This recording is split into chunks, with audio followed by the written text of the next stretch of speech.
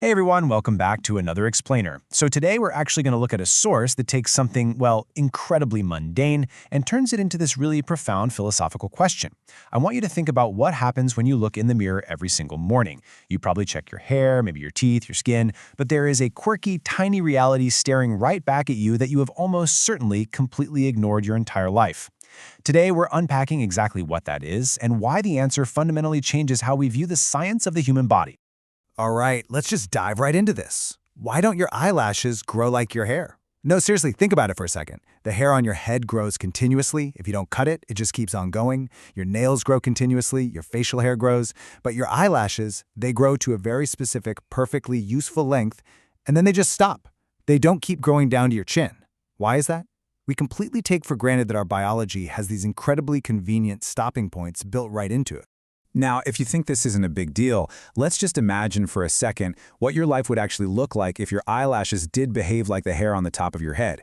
Your daily morning routine would be completely absurd. You'd wake up, brush your teeth, fix your hair, and then you'd have to literally tie up your left eyelash just to see the mirror. You'd have to untangle your right eyelash from your eyebrows. You'd be digging through your bathroom drawers trying to find tiny little hair clips just to be able to see out of your own eyes. We can laugh at this, but it perfectly highlights a reality of our biology. If this one tiny feature didn't know exactly when to stop growing, our daily lives would be a total mess.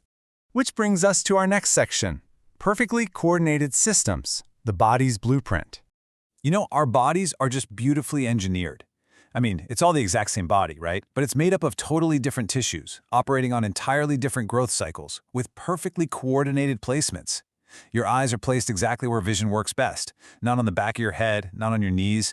Your ears are positioned perfectly on the sides of your head to collect sound optimally from your environment. And think about your teeth. They aren't all uniform. You have different teeth shaped specifically for cutting, tearing, and grinding.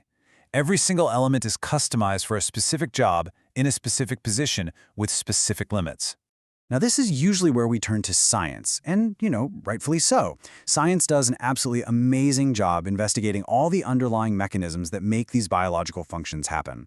When we ask how the body knows to do all these things, science gives us this incredible list. We learn about genes and genetic coding, we map out complex hormone cycles, we study structural and functional proteins and the intricate cell signals that communicate across microscopic distances. The source material really emphasizes this. This scientific pursuit is excellent. We absolutely should learn all of it and really appreciate the mechanics. But here's what's really interesting. It's the limitation of stopping right there. Let's say someone asks, hey, why is this eyelash system or this dental system so precisely coordinated? And we proudly answer, well, it's hormones or it's genetics. The source text makes a fascinating argument here. We have actually only answered half the question. We've given the system a label, sure, but we haven't actually explained the core mystery of its precise coordination. Because honestly, the moment you say hormones, the absolute most obvious next question is just staring us right in the face. Why does that specific hormone act exactly here, at this specific level, and stop at exactly this specific time? A hormone is essentially a chemical messenger, but who or what wrote the message? What guarantees that the message is delivered to the eyelid and that the instruction is to grow to exactly a few millimeters and then just stop? The mechanism itself doesn't explain the wisdom of the timing or the location.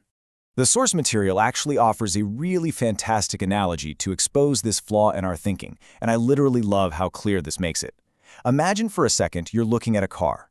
You ask a mechanic on side A, how does the car stop? And they tell you, hydraulic brakes. Great, that is completely accurate. But then on side B, you ask a deeper question. How is this intricate braking system organized and integrated so perfectly into the car's wheels and pedal system?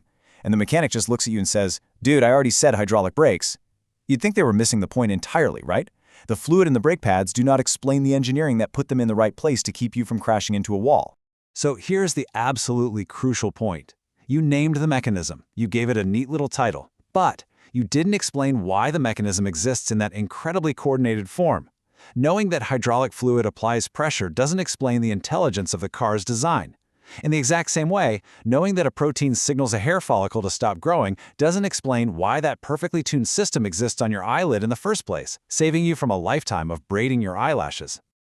Moving on to regaining our wonder, the Risale-i perspective. This actually brings us to a really profound philosophical shift, drawn from a classic work called the Risale-i, and it challenges us with this thought. Understand the mechanism, and then notice that the mechanism itself is something that calls for explanation.